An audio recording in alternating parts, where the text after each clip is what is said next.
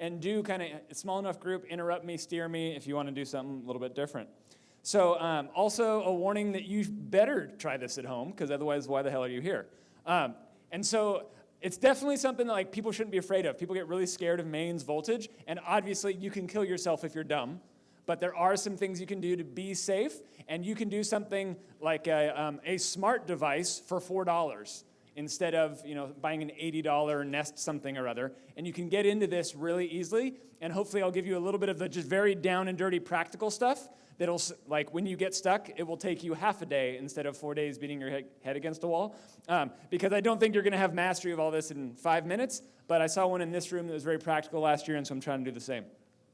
And this whole kind of adventure is also about my product development cycle. And it started when I was a teacher working in a great independent school up in the Bay Area. I managed 2 K through 12 makerspaces that saw 700 unique kids a week. I'm talking about 5th graders using bandsaws, running Tormachs, everything. And we did some really cool stuff. Just as a quick intro, that kid up on the right there is playing a guitar that he built. Yeah. Okay, so you want me to close Chrome? Hold Q to quit. Good? Awesome. So that kid he's playing a guitar that he built from scratch on a CNC router. And he's, one of those pickups in that guitar is a pickup he wound, playing it through a tube amplifier that he built from scratch, which was a kit, but those tubes weren't available, so we had to redesign to use commercially available tubes. And he's playing into a speaker cabinet that he made that's a dovetail speaker cabinet, and he made the dovetail jigs and did it by hand with a router. So we're going like real deep with this stuff, right? And working with kids of all ages, there's a lot of dangerous stuff they're doing. The one thing that scared me more than anything else, anyone want to guess what tool it was? No, I actually don't allow those. No, bandsaw. So if you're not familiar with bandsaws, it's basically 2 humongous high inertia cast iron wheels with a big old blade in the middle, right? What are they really good at cutting? They're really good at cutting meat. And so if you are using those, they will not hiccup if you put your hands through those. So I will not make you stare at that too long. And one of the things that I found that was really concerning primarily is while you're using it, there's ways to be safe, but you are using a saw. But after you use it, when you turn it off, the inertia of those wheels keeps that thing spinning for a minute, maybe 2 minutes. And what's the first thing you're taught to do to be safe when you walk up to a bandsaw? Adjust the blade guard. So you're in a shared shop, you might walk up to a bandsaw that has a fine-tooth blade that has no visual indication that it's on, that has no auditory indication that it's on, and the first thing you're taught to do is reach for the blade. Not okay. So I started looking at ways that you can make them stop when you turn them off. And one thing that a lot of people do is they'll say, oh, I'm going to take these disc brakes from my fancy bicycle, and I'm going to weld them onto this thing. Like, no way, I'm not going to do that. Some people have a little pedal where it jams a 2x4 into a wheel. Not really what we wanted to do, plus we had to do it on a lot of pieces of equipment. So that brought me to the beautiful induction motor, which powers most of our industrial machinery in this modern age. And so quick guess, which of those motors is not like the other? Anyone guess? It's one of those things that I feel like we probably learned in school, but I didn't know. How many induction motors are on that screen? Right? So this is one of those things that I feel like I'm an electrical engineer. I should have known this, and I've had to learn it. So real quick review about motors that's going to matter. So little DC hobby motor, right? We've all played with those. When they're DC motors, sometimes called a universal motor, have stator windings on the outside and windings on the inside. Sometimes they'll have permanent magnets on the outside. And so you have a stationary magnetic field on the outside, either from permanent magnets or an electromagnet. And on the inside, you have a magnetic field that needs to not be stationary or it won't move. And so you'll have something called a commutator, which is actually a mechanical device that has brushes pushing on a rotating shaft, and every time it rotates some amount of degrees, it'll actually inverse the polarity of the inside windings, and that generates your motion, right? But Tesla, his innovation, what he was famous for, other than kind of his like more outlandish stuff, was he invented the induction motor. And the induction motor, which is these two on the left and right, what's fascinating about it is you have your outside windings, your stator windings, right? They're creating a rotating magnetic field if you feed AC through them, right? AC is going like this, creates a magnetic field that's changing. There is no electrical connection to the windings on the inside, on the rotating rotor of that.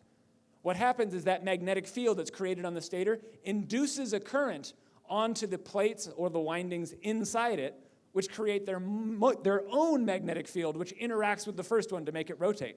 So there is no electrical connection, there's no brushes, there's none of that stuff that wears out. That's why he got rich and then spent all his money on other things. And so just a quick way to know, if it has lumps on it like that, those are start or run capacitors. It's probably an induction motor, almost definitely. This one, you can see brush replacements. So that is a universal motor, which weirdly can also be used on AC, right? So it can do DC or AC, hence the universal. This is also an induction motor, even though it has this thing that suspiciously looks like a plug. Or like a brush, that's just a plug to access wiring. But you can also see a profile difference, right? Kind of fat and stocky, long and skinny. This has no sparks. When you start this, you'll see sparks and smell kind of fire. This is very high RPM. Your hand drills, your chop saws, your hand grinders. This is more like slow and steady tools, okay? Awesome. Which one's in a Tesla car? Battery-powered car. It is an induction motor, and they actually have to generate the AC electrically with switching, but kind of fun. That's actually what the T is. It's a cross-section of an induction motor.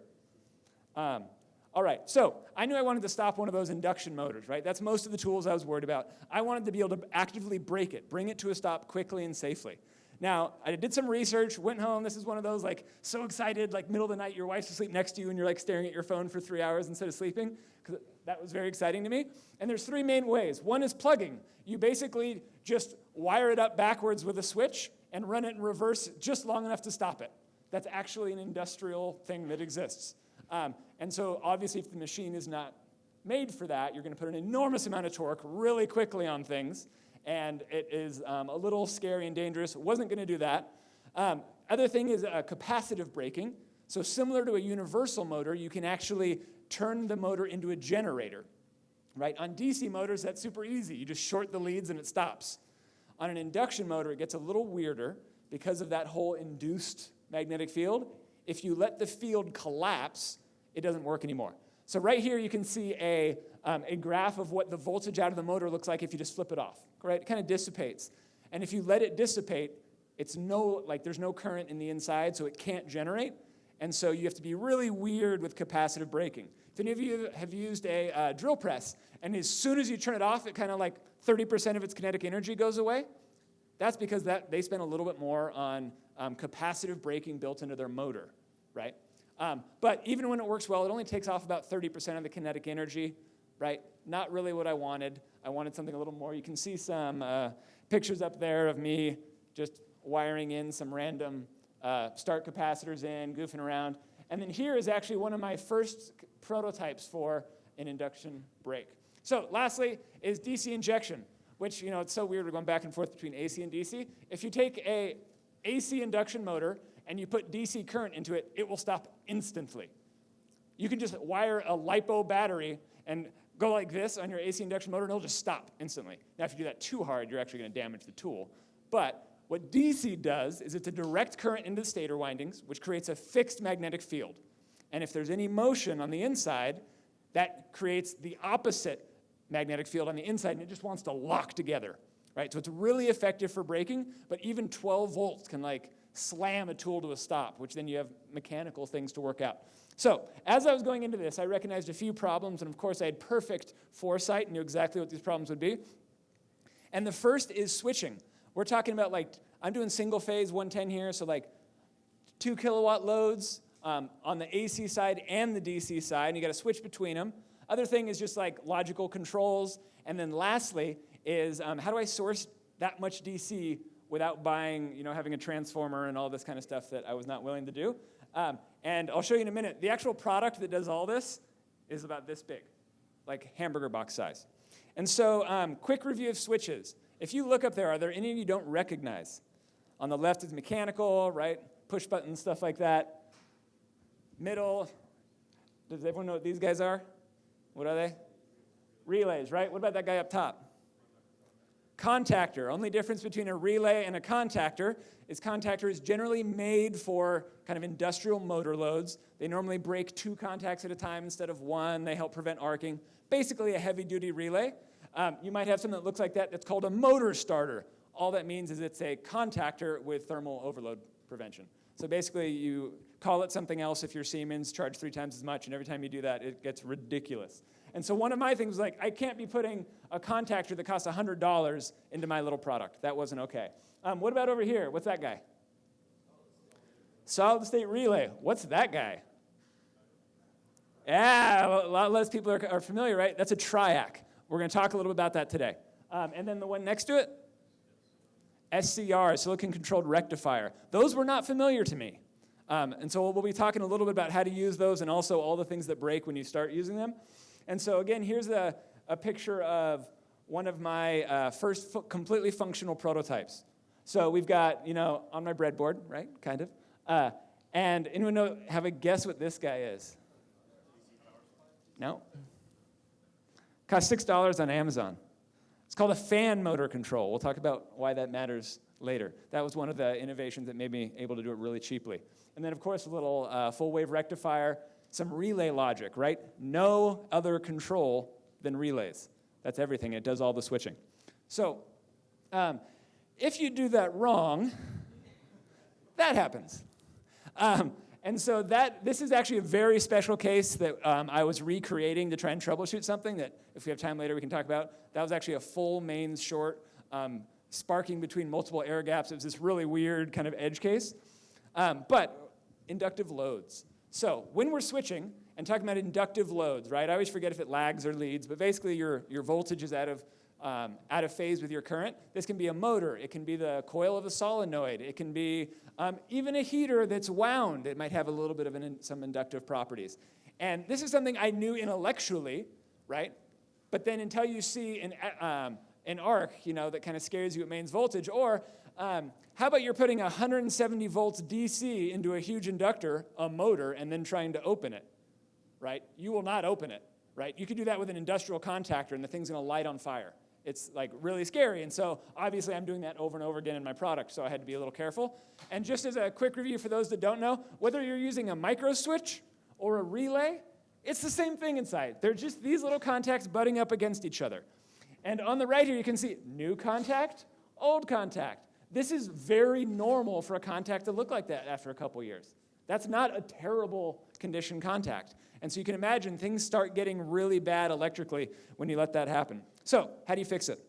When you have inductive loads. We're going to go through a couple circuits. Hopefully this is helpful. It'll be online. So just to explain context, here's a little type A contact, right? Little relay. You're controlling its coil with a little MOSFET, and it's normally open. You're trying to open and close it, right? Let's say it's DC right now. So the thing's wrong with this as it is if you're running DC through that big motor or whatever that is, and you try to open the circuit, it's going to arc like crazy, reducing your relay life or just lighting it on fire. And so we've got to do something there. There's also a problem with, and this goes for almost all solid-state electronics, that when you when you try to open this circuit, that inductor wants to keep the same amount of current going, and so to do that, it becomes a voltage source. And if you make it harder for it to do it, it will just raise the voltage. And so on a very low voltage circuit, you can get like a 6 to 8 time voltage spike, which guess what's very sensitive to voltage spikes? MOSFETs, right? And so you just burn your MOSFET. And do MOSFETs fail short or open? They fail short. And so you do that, and now your relay is on all the time. And if you're running a saw, that's a big deal.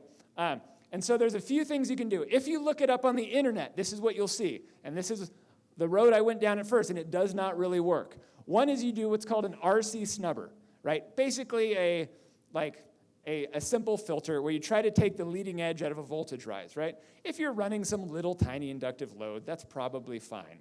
When you have the kind of energy that's in even a small motor or a relay coil, that doesn't do shit, right? Literally, I did a lot of testing. Like, everyone online says this works. How is it not working? Let me try do a matrix of R and C values. Like, it did nothing. And of course, that was with little motors, like 3rd horsepower. And so that does not work well. Also, you've created an alternate current path to your load, right? So even if things don't fail, you have a little bit of current leaking through, which if you have current sensing, if you have other things going on, is a problem. Also, if you have a failure, you've just shorted mains to your load and it won't turn off again. Not okay in a safety world. People will also tell you to do a flyback diode on the coil of your relay. Very standard practice. And that'll work. It'll pretty much completely protect your MOSFET. Problem is, when you do this, this becomes a voltage source and it just burns up the current in this little loop instead of messing with your MOSFET. The problem with that is, you then have your inductor conducting current a little bit longer. And so your relay is going to take 5, 10, 15 milliseconds longer, depending on what's set up, to turn off. If you design for that, doesn't matter. No big deal. But it's something to know. Other thing is, relays are designed very intentionally to not micro-weld. And what micro-welding means, every time contacts touch, they weld a little bit, and they're harder to pull apart. And so the springs are designed to do a really kind of high-impact pull when it releases. And if you have this little slowly diminishing current, it's going to, instead of doing a strong pull right at the end, it's going to do a little like, to try and open. And over time, that means you will weld your contacts way sooner. And so some ways to get around this. One is, and this is in a couple app notes I can look up for you if you want, is you put a Zener diode in series with that flyback resistor. And what that does is it then says, if the voltage is over this amount, right, which is under what will kill your MOSFET, let's conduct, let's let it be a flyback until it reaches a voltage that's safe now, and then we're going to let it just hang out, right? We're going to let it dissipate that kind of into the ether. And that will protect your MOSFET, and it will reduce your kind of lag for your open, and it will prevent the kind of soft open. Okay, so it makes a big difference in performance. You can actually measure it on your scope. Highly recommend it as a little experiment. And then down here is what I didn't even know existed until a week ago, and I feel dumb for not knowing. They actually make MOSFETs that have everything built into them that are the same price and the same package as everything else I was doing before. So instead of buying 1, 2, 3, and then doing maybe an MOV or something to do ESD protection, you just buy this little thing for like 13 cents in a SOT23 package, and it has it all built in, and it's rated to automotive standards, so it's really good. Also, you start getting fancy with hybrid switching and things like Triax, which we're going to talk about in a little bit. And so then you can take it from manageable arcing, some arcing's normal in every relay, to 0. Like never arcs ever, and your relays look brand new 10 years later. So we'll talk about that a little bit. But first, we're going to take a quick detour into the DC supply. So we need to generate DC somewhere from between about 10 volts DC up to about 100 volts DC variable. And I needed to do it in maybe less than 3 square inches. And I didn't know how to do that. Because if you look at any kind of switching power supply, it's a lot of noise, it's a lot of infrastructure. Then it takes me past the, 16 megahertz level, and I got to do other testing, and it's like a big deal, right? So I wasn't willing to do that. I'm not going to put a transformer that can handle 2 kW into my device, right? And so I was trying to figure out what to do. And so looked at all these. Car batteries are actually great. If you're at home and you want to stop your table saw real quick, just put a little switch in there, connect the car battery. People do it all the time. It stops it. Great. And you can kind of manage that voltage. But I ended up trying just straight up rectification, half-wave rectification, right? That makes DC. Do you think it works? So I don't know why this doesn't work, but it'll actually keep the motor running. It'll just be like, ring, ring, ring, ring. So it's like, for whatever reason, that makes it like keep running as an AC motor with basically no torque, but it does. But full wave rectified AC is perfectly good. It doesn't need to be filtered at all. It's just full wave rectified AC is a lot of power, right? And if you think about an induction motor, that might have 3 ohms of impedance less. And so you'd be dumping a lot of current real quick. And if anyone's ever worked with things like a bench grinder or a lathe, sometimes you have a reverse threaded spindle, right? It's made so when it starts, it self-tightens. And if you break it, it will self-loosen. And so if you break something too hard, you'll actually spin off the part you're working on, and it will roll across the room. And so you want to make sure that you have really fine control of how hard you break things. And I ended up with just full wave rectified, worked great. But that's the waveform I was using. that is full wave rectified AC. We'll talk about why in a sec. Weird, right? What's happening? Has to do with this quote-unquote speed controller that I got on China Amazon. And so one thing I highly recommend, and I know you guys all probably do this already, is I bought this just on a whim, tried it, worked great, didn't know how it worked, and just redesigned the circuit. Or not redesigned, but like took it apart, tried to scope it, tried to retrace it, right? It's super annoying for anything that's complex. Luckily, that was relatively simple, and of course, there's no part numbers on things, so you don't really know what they are, and you have to guess. But with that and a little all about circuits help, I was able to figure out what it was, and that introduced me to the Triac, right? And so began my love affair with my dear Triac. And so we're going to talk about what this is. So a Triac is a triode for alternating current, which is, if you're older than me, you probably know what a triode is. I read about it once. I don't really know. But it is basically an AC switch. It would work fine as a DC switch, except for reasons we'll talk about in a sec. And it has a few weird intricacies. So one beautiful thing is you don't have to hold it on. You just give it a pulse that's like microseconds long, and it will hold itself latched until its current crosses 0, which if you're in AC is great. Turn it on, turn itself off. Turn it on, turn itself off. Turn it on, turn itself off. Not so bad, right? In DC, if you gave it a pulse, it would just stay on forever and never turn off, right? So it has its place in AC. It's also got its own sensitivities to dV/dt and dI/dt. So if your voltages are changing quickly, it won't turn itself off, which if you're going to a dangerous load can be a pretty big issue. And if you're someone that likes to simulate, good luck finding a functional model of a Triac.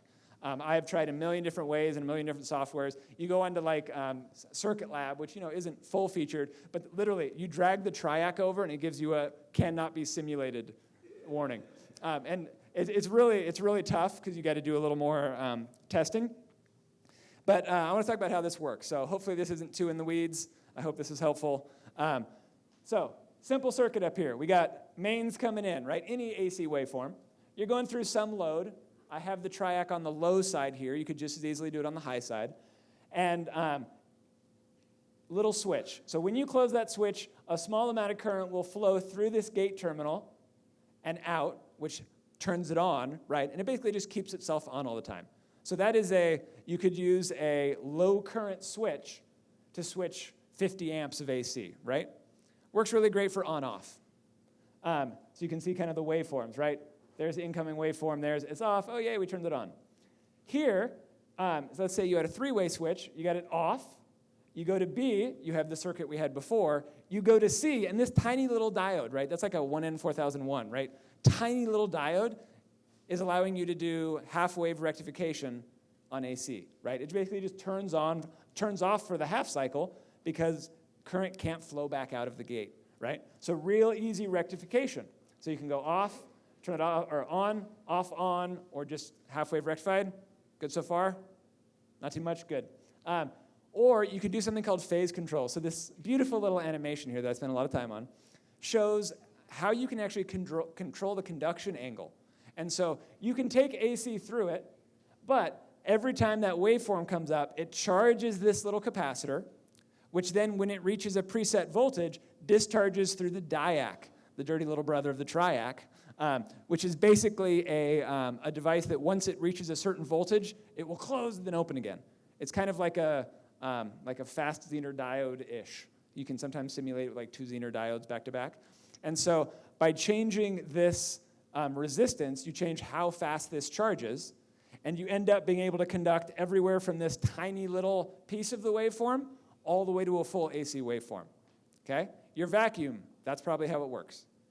Right? You think of real cheap AC motors that are in all sorts of household goods, Triax.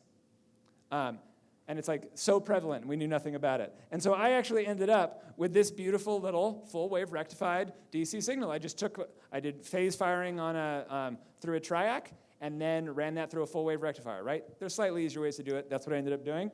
That little red thing is just the pulse I send, and then I can control it all the way down to the equivalent of like 4 volts DC RMS, which actually works, right? You'd think that wouldn't have an effect, all the way up to, I won't let it go full because your motor will turn into smoke. Now, a couple things that you will run up against. These are the things that I fought and have since defeated, that will probably rise again. One is isolation, right? You got AC. And we had a little switch in that circuit, right? Like you're throwing a little rocker switch or something. In reality, you're probably going to have DC controls running AC, right? You don't want to mix them. You need actual like optical isolation at a minimum. And so how do you do that? With another Triac. So you use your Triac as this little switch, and through an opto-isolator, which literally is just like an LED shining light across a void in the middle of your IC to another little receptor, right? No electrical connection. They can have like 15 kV isolation. You can run your little Arduino through this LED, and that turns your Triac on and off, right? Super straightforward, and we just invented a solid-state relay. That's all that's in this thing, right? So that, even that rip-off brand from China Amazon is like probably a good 15, 16 bucks. That Triac, 40-amp Triac maybe costs you $3, 40-cent opto isolator, you're done. You've got a solid-state relay, right? Super easy. Other things, remember we talked about that RC thing to snub circuits on relays? Same thing for Triax. I had a little better success with it on Triax. So I actually leave that in because I haven't been able to prove that it just makes me feel good that it's there. But you do need to snub these somehow. Or there's this beautiful thing called an alternistor. And so an alternistor is made by a couple companies. That's a brand name. And it is basically releases that DV/DT limitation, so you don't need any of that snubbing. You just throw it in there, you can run some huge inductive load, and it will continue to turn off just like it should. It's wonderful. And they're maybe 50 cents more. Like Little Fuse has a bunch of them, ST has a bunch of them. They're great, and it just means that it conducts in 3 quadrants of the IV curve instead of 4, but they're great. That's about as much as I can explain about how they work. And then zero crossing detection. So if you're trying to use your little Arduino or whatever to control this, you want to send a pulse at some interval, right? So you want to send a pulse to make this guy fire.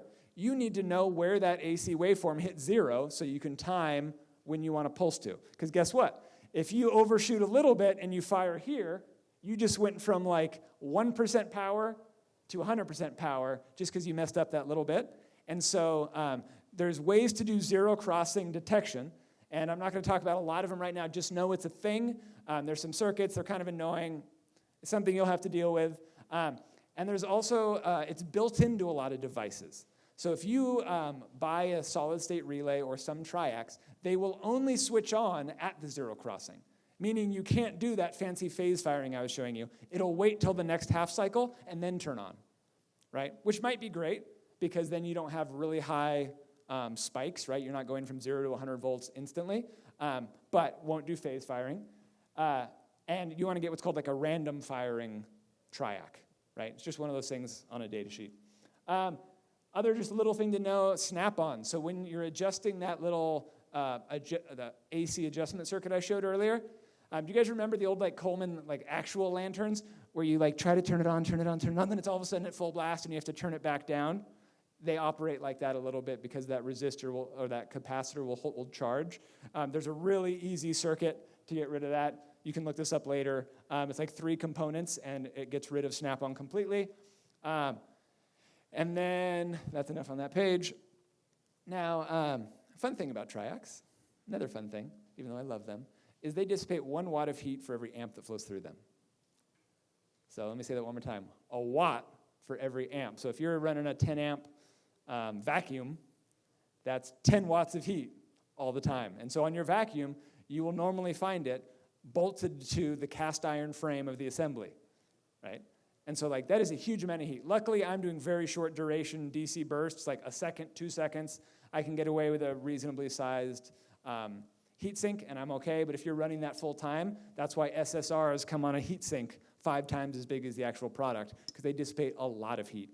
So other thing, I'm not going to talk about it in detail right now. If you've never done thermal design and tried to design like what size heatsink you need, go online, just Google it. It's not that hard. It really amazed me. I found a way not to take thermo in college. I never had to do it. And it's basically a complete parallel to doing like, imagine that was current. Those are 3 resistors. You could figure out the voltages. It's exactly the same with heat, except that it's heat flowing temperature instead of voltage and thermal resistance instead of resistance. Real easy way to say like, oh, my temperature rise will be this, so I need a thermal resistance of my heatsink of 7, and you filter that in Mouser and you find your heatsink. Or DigiKey, sorry.